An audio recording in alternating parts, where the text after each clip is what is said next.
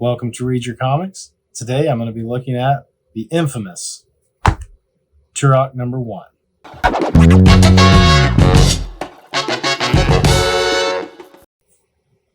So before we get started on diving into this issue, let's give a little background on it. Turok is a Gold Key character. It was originally a title called Turok, Son of Stone. This is not that version of the character. When Valiant brought him back, he first brought him back in Magnus. I believe it was Magnus number 12 that he appeared for a couple issues, and then played a part in the Unity crossover. They were really building Turok up into eventually getting his own title. Even before this issue came out, probably just a couple of months, he appeared in a few issues of Exo Manowar, where he joined Exo and taking out some of these dinosaurs. Something to keep in mind, too, is this came out the same year as Jurassic Park. So dinosaurs were a huge thing. And this was 1993. So as of this recording, that was 30 years ago. I'm kind of going to do a deep dive into some of the top sellers of 1993. And this is it. This is the one I'm starting with. This was not the top seller, though, of 1993. This was actually the 5th top book of 1993. The top 5, or I'm sorry, I guess this would have been the 6th top seller. The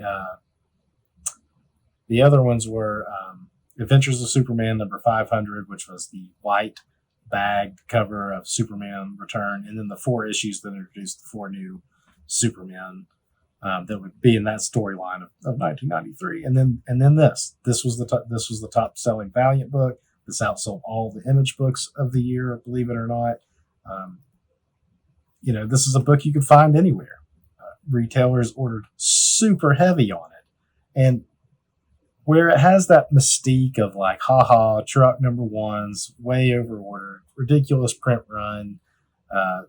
It's got a running joke behind it. But this is a good comic. It really is. It's got the gimmick cover of the 90s. It's got the chromium plate here. This wasn't the first book to do that. Bloodshot did it first. But it did add this like embossed dinosaurs running on the side here. Even has like the foil up here. But gimmick cover aside, this is a good comic. So now we'll dive in. It's written by David Michelinie, probably best known for his Amazing Spider-Man run with Todd McFarlane, introduced Venom. He's also known as the writer to the Demon in a Bottle story for Iron Man, which was the only relevant Iron Man story until the movie came out. That's what Iron Man was known for, being an alcoholic. Anyway, David Michelinie wrote that. And then we have Bart Sears on penciling. Bart Sears was pretty big at this time. He did a lot of Wizard covers. He did the Wizard, like how to draw feature in Wizard. I forget what they called it, but he was a pretty big name at this point, and he knew body anatomy really well. Had a nice like sense of design and storytelling as we go along.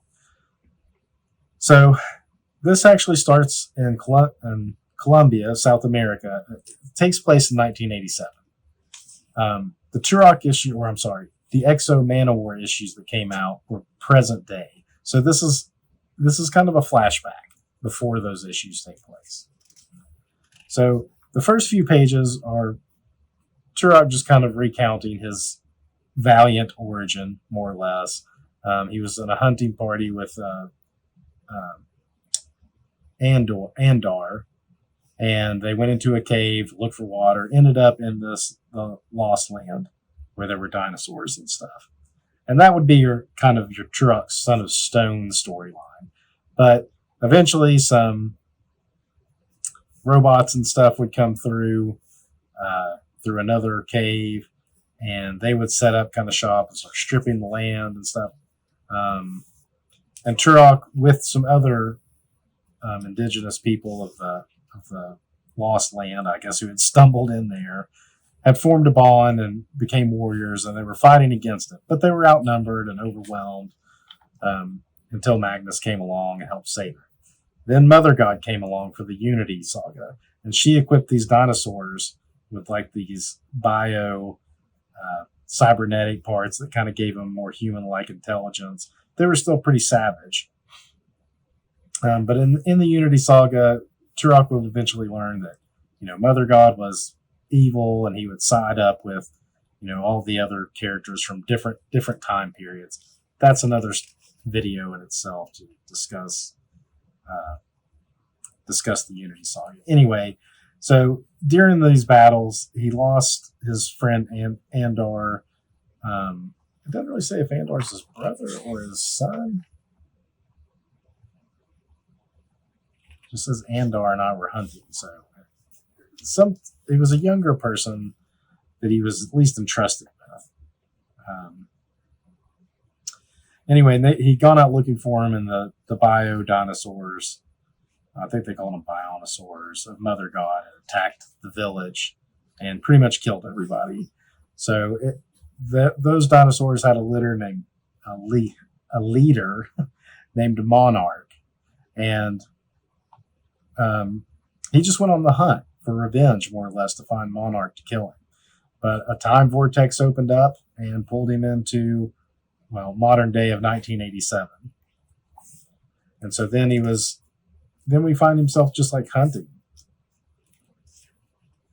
And again, that was a pretty good recap of 2 pages. Bart Sears did a great job of, got Magnus, you got Mother God showing up with that power like Solar. Pretty good. And then from this point on, he's just hunting. He is hunting. Well, he actually gets attacked here, but he was being hunted. But then by both Monarch and Monarch's mate. And that's when he realizes, there's more than just Monarch through here. I'm going to have to find a bunch. And he gets slashed, falls down into the water. Right there. The coloring maybe gets a little muddy in this. There's so much green and blue. But, the art is still it's pretty clear to tell what's going on. Washes up on the shore, finds this Colombian woman, or she finds him.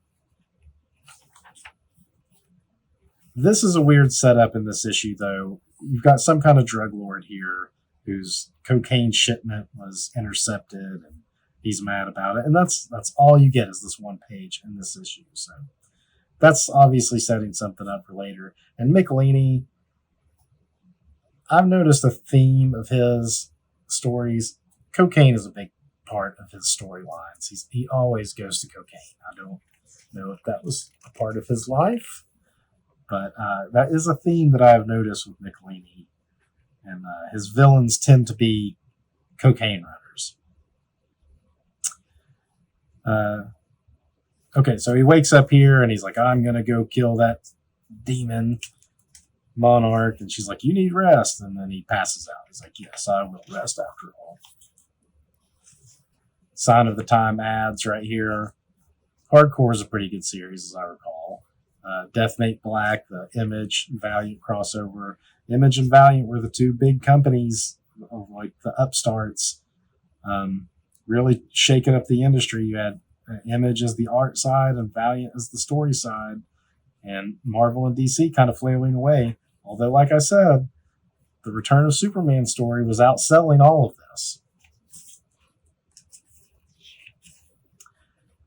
So now Turaki's finding this village. They're a farming village. They're kind of taken aback by his hunting prowess. Not overly impressed by it. They kind of not laugh at him, but just they don't see his zeal for hunting. The girl takes him to where she found him by the river. He finds the bow that Mother God had given him when he was on her side, and some arrows. He sees like a panther about to attack her and stops it. They have a moment of, sorry for killing the cat, but thank you for giving the meat. Let's see. Then the dinosaurs start attacking the village. They lead Turok away from the village, actually. They kill the chief's brother while he's just kind of out, and they run off. Turok goes to find them. Then he realizes, oh, wait, they've just led me away. So he goes back to the village, and of course, Monarch and the others, some of the other Bionosaurs, are attacking the village. And then we just, pretty decent narration through here, but you could just kind of follow the story. You know he's mad. He's coming after the dinosaurs, blowing them up, hitting them with arrows through the head.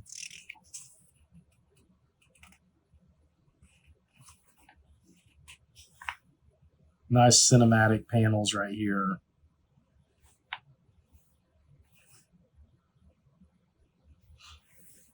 And I don't think this is Monarch, because that is the bad thing about the dinosaurs, is they all look the same.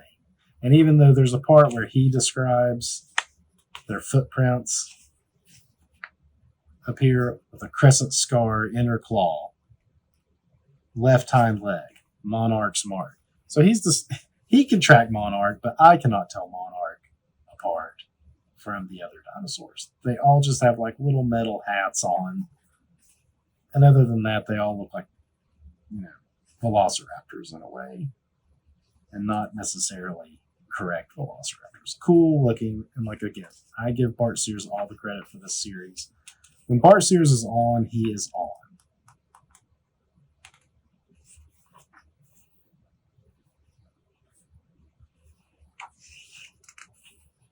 So as you go through here, he loses his last arrow. His knife gets knocked out of his hand. He just has the bow. And then there's a button he pushes here, and it opens up a blade that he's able to slice that one's head off. And then the tribe he's staying with is basically like, they're going to come after you again. You can't stay. And he wants the girl to come with him because, of course, he's, attracted to her. And she's like, no, take this and I'll pray for you. So he takes off. And then it says, Monarch quest continues. So clearly Monarch is not, was not part of that fray. That's pretty much it for issue number 1. So I think this is a pretty solid first issue. Like, it makes me want to read the next issue. I did read it way back in the day. I do have it here somewhere to read again. But right now, I'm just kind of taking a look at these top sellers of 1993. This one's on the list, Exo Man of War number 0. I guess this is just an ad for Exo Man of War in general.